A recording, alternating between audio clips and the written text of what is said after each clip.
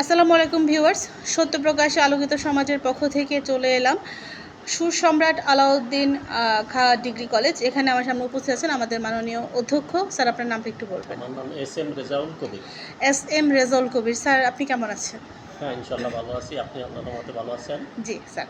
Sir, আমি আপনার কাছে জানতে চাচ্ছি যে সুর সম্রাট আলাউদ্দিন খাঁ ডিগ্রি কলেজ এটা কত সালে স্থাপিত হয় এবং আপনি কবে জয়েন করেন? এটা 1995 সালে স্থাপিত হয়। আমি সুর সম্রাট আলাউদ্দিন খাঁ ডিগ্রি কলেজে অ্যাকাউন্টিংয়ের লেকচারার হিসাবে 2000 সালের ফেব্রুয়ারি 1 তারিখে জয়েন করি এবং ভারপ্রাপ্ত প্রিন্সিপাল হিসাবে 2025 সালের ফেব্রুয়ারির 10 তারিখে এখানে দায়িত্ব প্রদান করে কর্তৃপক্ষ। আচ্ছা, এই যে আপনি মানুষ গড়ার কারিগর হিসেবে একটা শিক্ষকতা পেশা বেছে নিয়েছেন এবং একটা নামকরা কলেজে আছেন, সেই ক্ষেত্রে আপনার অনুভূতিটা কেমন লাগছে? হ্যাঁ, অনুভূতি তো অবশ্যই। কারণ এখানে আসলে মানুষ যেখানে আল্লাহ তাআলা আমাদেরকে সৃষ্টি করেছেন এই পৃথিবীতে কিছু রেখে যাওয়ার জন্য। জি। এখানে সূরা মুলুকে আল্লাহ তাআলা বলেন, আল্লাযী খালাকাল মাউতা ওয়াল হায়াতা লিয়াবলুয়াকুম আইয়ুকুম আহসানু আমালা। অর্থাৎ আমরা এই পৃথিবীতে মানুষ সৃষ্টি করে পাঠিয়ে দিয়েছি এবং সেখানে মৃত্যুকে আমি সৃষ্টি করেছি এবং কিছু সময়ের জন্য হায়াত দিয়ে এই পৃথিবীতে পাঠাইছি। এই পৃথিবীতে ভালো কিছু সময়ের জন্য সে ভালো কিছু করে আসবে, এর বিনিময়ে আমি আখিরাতে তাকে অনন্ত জীবনে আমি হয়তো জান্নাত বা জাহান্নাম তাকে দিব। এখানে ভালো কাজ করলে জান্নাত, আর খারাপ কাজ করলে অবশ্যই জাহান্নাম। তাহলে সেক্ষেত্রে এখন তিনটা বিষয় আছে আসলে সদকায়ে জারিয়া। সদকায়ে জারিয়া অর্থাৎ আপনি কোনো ছাত্রছাত্রী সুশিক্ষা দিলে এবং এই ছাত্রছাত্রী ভবিষ্যৎ যদি দেশের ভালো কাজ করে, সেখানে একটা সদকায়ে জারিয়া, এটা কবরে সওয়াব পৌঁছতে থাকে। ফলাদি গাছ লাগাইলে এখানে ফলের গাছ বা পাতা বা অক্সিজেন গ্রহণ করে, তারপর ছায়ায় থাকে, এটাও একটা সদকায়ে জারিয়া। মাদ্রাসা মসজিদে দান করলে এটাও সদকায়ে জারিয়া হিসেবে। তাহলে সেক্ষেত্রে আমাদের এটা একটা সুযোগ পেয়েছি যে শিক্ষকতা পেশায় এসে আমরা যে ছাত্রছাত্রীকে কিছু দিতে পারছি, এটা মানুষ গড়া কারিগর হিসাবে আমাদের রেজাল্ট বরাবরই আল্লাহর রহমতে ভালোই রেজাল্ট করছে। এর মধ্যে ইতিমধ্যে আমরা 2003 সালে কুমিল্লা বোর্ডের মধ্যে টপ 10 এর মধ্যে একটা হয়েছিলাম। পার্সেন্টেজের কাছাকাছি বা তার উপরেও থাকে, রেজাল্ট ভালোই আছে। আর এবছর আমাদের 175 পরীক্ষার্থী এইচএসসি পরীক্ষা 2026 সালে অংশগ্রহণ করবেন ইনশাল্লাহ।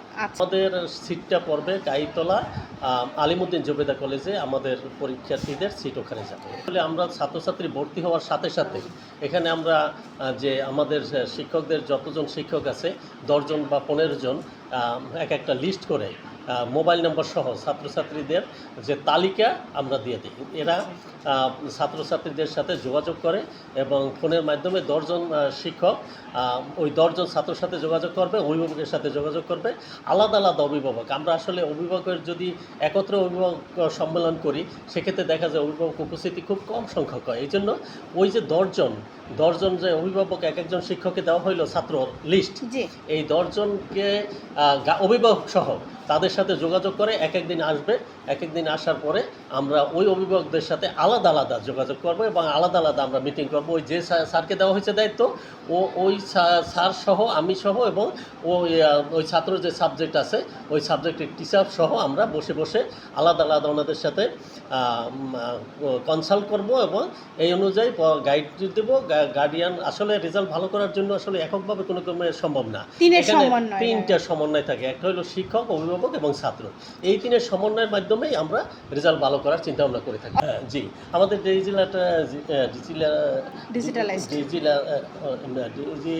ডিজিটালাইজড শিক্ষা ব্যবস্থা আসলে পুরোপুরি আমরা আছে। এখানে আমাদের ল্যাব আছে, কম্পিউটার ল্যাব আছে। এখানে প্রায় 30টার মতো কম্পিউটার আছে।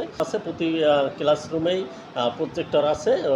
প্রজেক্টরের মাধ্যমে আমরা শিক্ষা ব্যবস্থা দিয়ে থাকি। একেবারে মোবাইল আনা সম্পূর্ণ নিষিদ্ধ। যদি কোনো মোবাইল পাওয়া যায় তবে সেই মোবাইলটা আটকে রাখা হয় এবং গার্ডিয়ানের মাধ্যমে তাদেরকে খবর দিয়ে মোবাইল দেওয়া হয় তো যে আর কখনো মোবাইল আন্ডারটেকেন দিয়ে অঙ্গীকার নামার মাধ্যমে আমরা তাদেরকে মোবাইলটা পরে ফেরত দেওয়া হয়, যাতে মোবাইল আর কখনো না আনে। গার্ডিয়ানকে ওখানে জানাই এবং মোবাইলটা দেওয়া হয়। আর মোবাইল এখানে মোট কথা মোবাইল ব্যবহার করতে দেওয়াই হয় না।